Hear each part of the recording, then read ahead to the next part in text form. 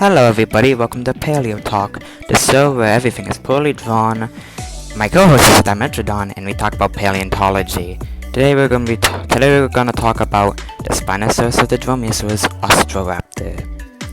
For a brief introduction, Austroraptor was a genus of dromaeosaurid theropod that lived in what is now Argentina during the Campanian and Maastrichtian parts of the late Cretaceous, around 76.5 to 66 million years ago. Austroraptor was one of the largest dromaeosaurs that we know of, and the largest of the southern hemisphere. The holotype was discovered in the Ellen Formation in Argentina and collected around 2002, so the year of Bionicle. So the year after Bionicle came out. The specimen had parts of its skull, lower jaw, a few torso neck vertebrae, a humerus, some ribs, and assorted bones from both legs, which was later prepared by Marcelo Pablo Esasi, sorry, probably butchered the name, and Santiago Rios, butchered that one too, probably. In 2008, the type species Austroraptor cabazai was named and described by paleontologist Fernando Emilio Nova, Diego Pol, Juan Carnarel, I butchered that name again, and Juan Porfiri, again butchered, and George Carvo. All three of those names are butchered. The genus name Austroraptor means southern thief, and was derived from the Latin word auster, meaning southland, and raptor, meaning thief. The specific name Cabazar was chosen in honor of Hector Tito Cabazar, who founded the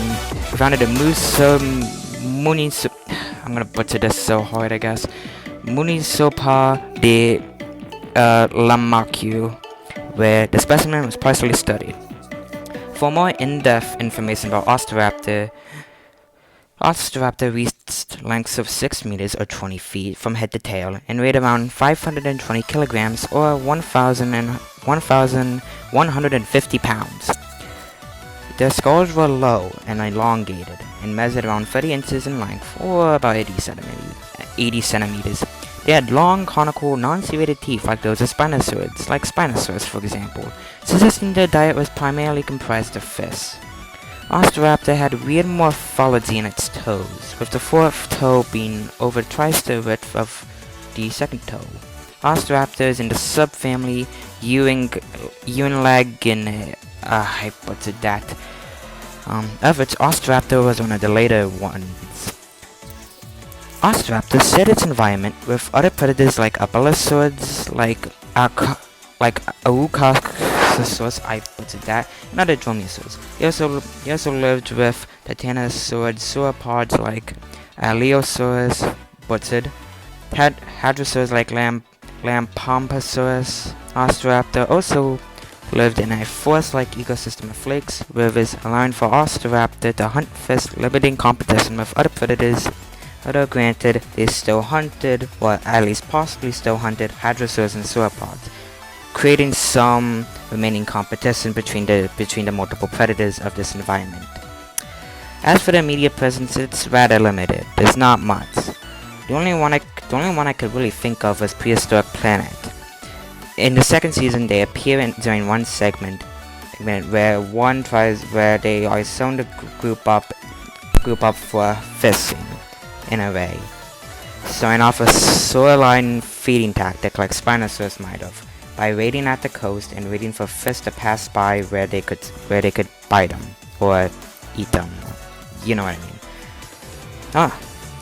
The overall design for Austroraptor in this episode is rather very good. I think it is a really good representation of it. So yeah. In conclusion, Austroraptor is a very unique dromaeosaur.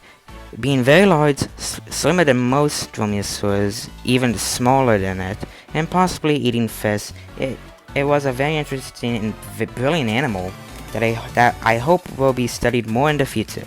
But with that being said, this has been BK78, and I hope to see you again in the next one. And I'm so sorry that the audio was really bad. I won't go near the microphone next time. Directed, produced, and narrated by Harlan Hopkins. Footage used from Prehistoric Planet. Images from Wikipedia.org. Paleo-Talk Productions.